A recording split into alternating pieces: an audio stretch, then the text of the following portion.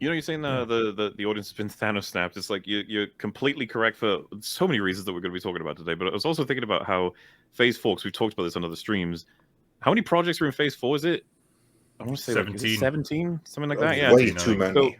So you think about it, and it's like, what can keep people invested? It's like, well, individual stories that are just good, and so they reliably are like same IP. I'll get more good stuff, and then some in building to a big story. Obviously, Endgame success is the combo of those two things. I would say Phase 1, 2, and 3 leading up to them. It is actually nuts that you're like, oh, okay, so let's pretend we was from Endgame. You were time traveled over to here, and you're a huge Marvel fan. It's like you've got TV show, TV show, TV show, movie, TV show, TV show, movie.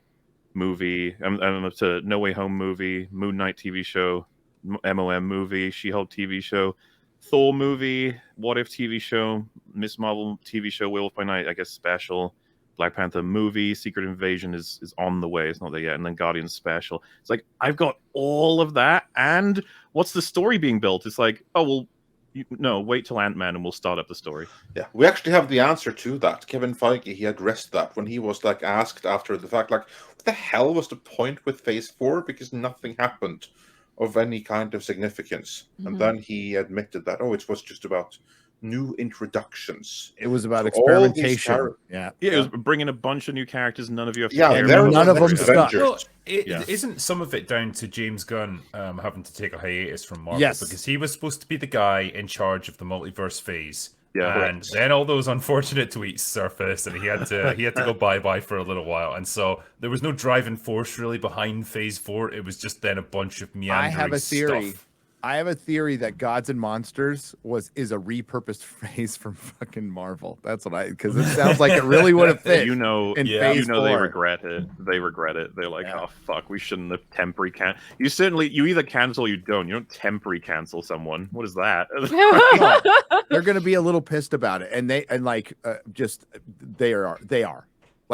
they are not happy with. They're working together. Like James Gunn went back out of loyalty for the cast and crew, right? Yeah. He is not happy with Disney. And you even saw, I don't know if you saw the interview, Andre. It was during last Marvel thing. We'll just say last Marvel thing.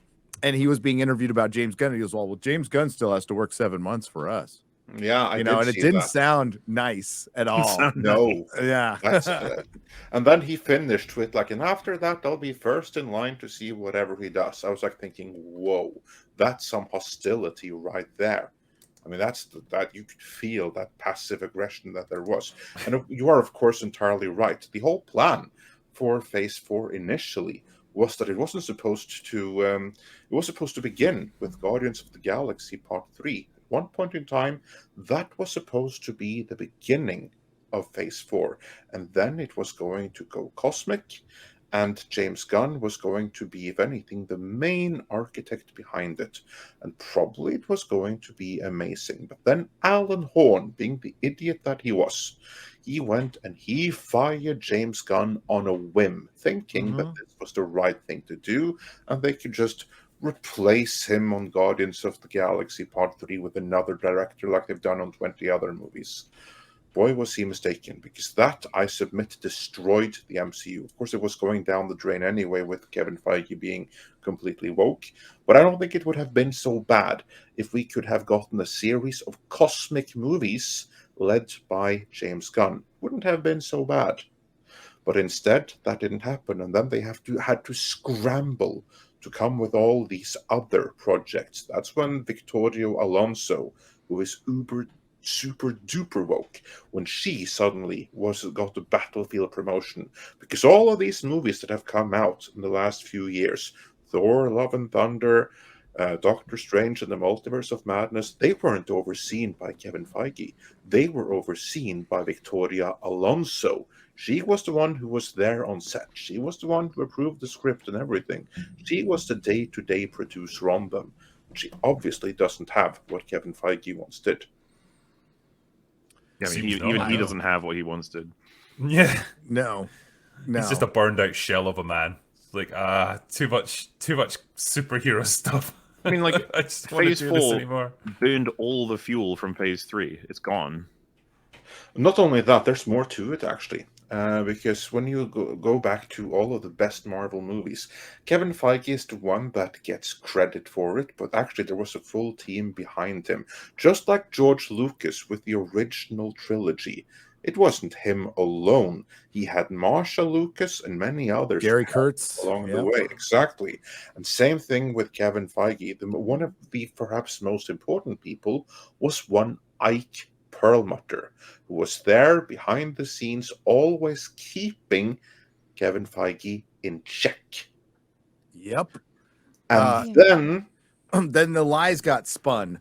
Now Perlmutter did say he absolutely did, and he's not wrong that like we can't do a Captain Marvel movie because like girl action figures don't sell, which is sorry, it's true. Right. It's just true to boys. But they tried to put Black Panther on him, which is just that's a lie. He tried to develop a Black Panther movie with Wesley Snipes. Tried very hard. So that was a lie. So that was Iger found a way to push Perlmutter out by essentially calling him, saying he was a racist. they basically smeared him. They smeared him and they got him out. And what he was a huge Trump donor. He was a huge still Trump is. He's supporter. a personal friend of Trump. Yes. And he's like really aloof, doesn't like pictures being taken, doesn't give interviews or anything. But he's pissed. Well, Iger admitted it today in an article that he's mad the way we took him out. Yeah.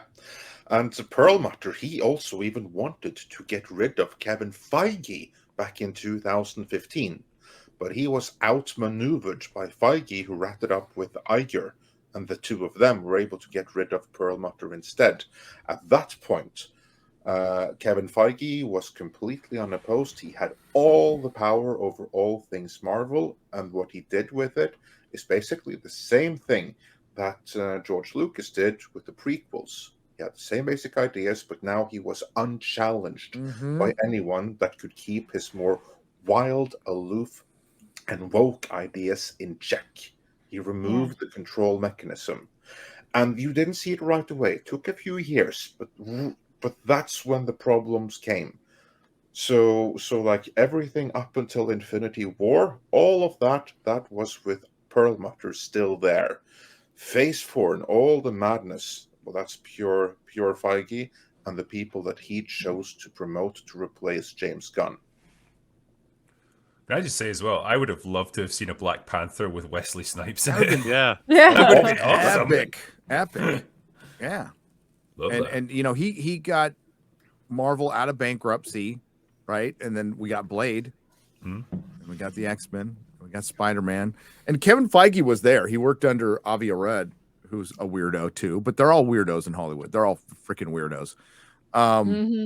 And yeah, Feige basically took over the MCU, as Andre said, right after Civil War, during or right after Civil War.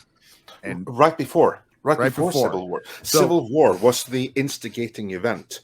Because that's where what happened with Civil War is that Kevin Feige, he saw that, oh shit, this is DC, they are planning Batman v Superman, and all we have is a generic Captain America Part 3.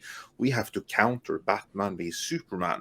So I want to bring in Captain America, I want to bring in Iron Man, I want to make it a mini Avengers movie, and we're going to do this. To which Kevin Perlmutter said, are you crazy? That's going to cost way too much. Ain't no way we're doing that. We have a plan. Let's stick to it. Kevin Feige didn't like that response.